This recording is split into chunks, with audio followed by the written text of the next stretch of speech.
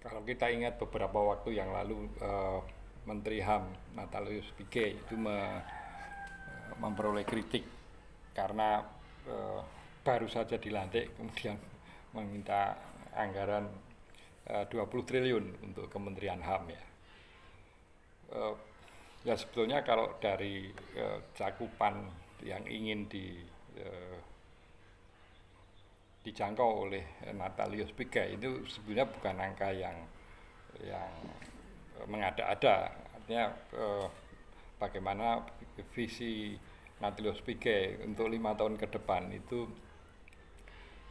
memiliki kelembagaan yang menangani HAM itu secara kredibel, itu memang dibutuhkan anggaran yang tidak sedikit.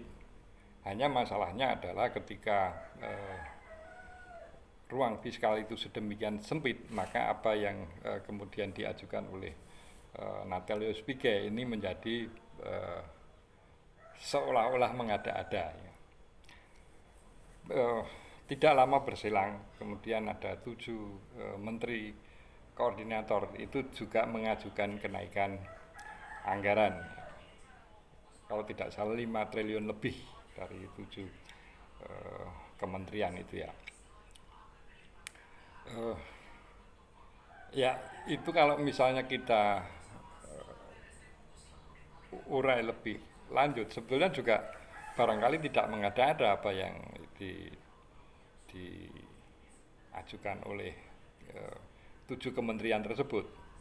Meskipun tentu juga ada anasir yang menduga bahwa ya inilah konsekuensi dari kabinet yang terlalu gemuk gitu ya, sehingga konsekuensinya ya anggaran yang harus membengkak, karena bagaimanapun kru kabinet itu realitas politiknya itu tentu akan membawa ke kepentingan masing-masing partai ya. Ya boleh dikatakan itu adalah memperebutkan kue APBN gitu ya, yang kemudian itu bisa menjadi satu yang bermanfaat bagi partai. Tapi kalau misalnya kita lihat apa yang diperoleh oleh kementerian yang dikomandani oleh Yusril Iza Mahendra, itu memang ya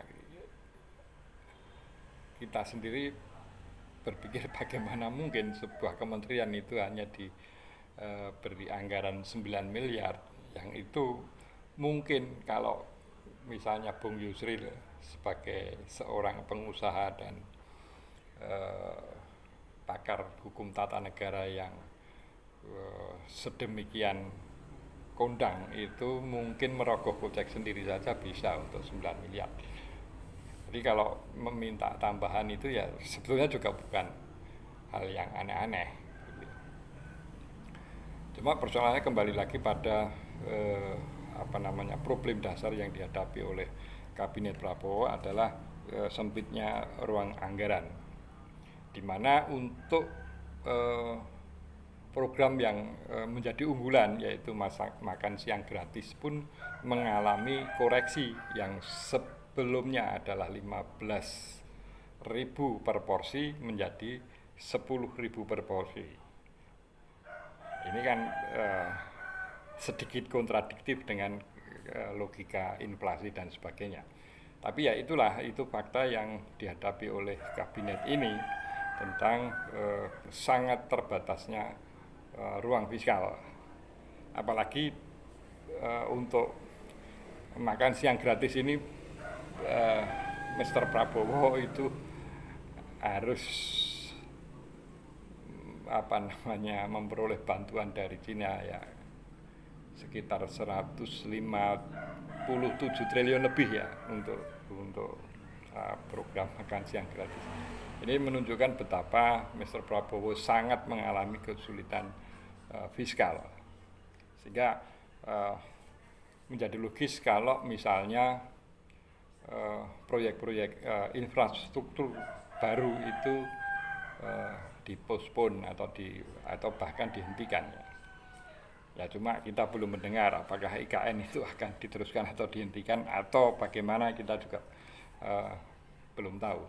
Tapi bahwa kabinet ini mengalami problem serius di bidang fiskal itu tidak bisa dibantah. Atau ini ada dua kemungkinan para menteri ini. Sekali lagi, meskipun itu logis ketika mengajukan kenaikan anggaran, itu satu, mereka tidak paham atau tidak tahu bahwa kabinet yang sekarang itu sedang mengalami problem serius di bidang anggaran, ya. Karena untuk cicilan hutang dan bunga saja mencapai 500 triliun lebih, ya, untuk tahun anggaran 2025 ini. Atau yang kedua, ini ya saya sedikit bercanda, ya. Mungkin para menteri ini masih menduga atau mengira bahwa kalau pemerintahan sebelumnya itu memiliki anggaran 11.000 triliun yang ada di kantong pada waktu itu dan sampai saat ini belum digunakan, nah ini saatnya untuk para menteri untuk mengajukan kenaikan anggaran, ya. Mungkin begitu, ya, ininya, ya, aspek yang bisa kita ambil sebagai hiburan dari ironika yang dihadapi oleh kabinet ini. Tapi sebagai rakyat, ya kita juga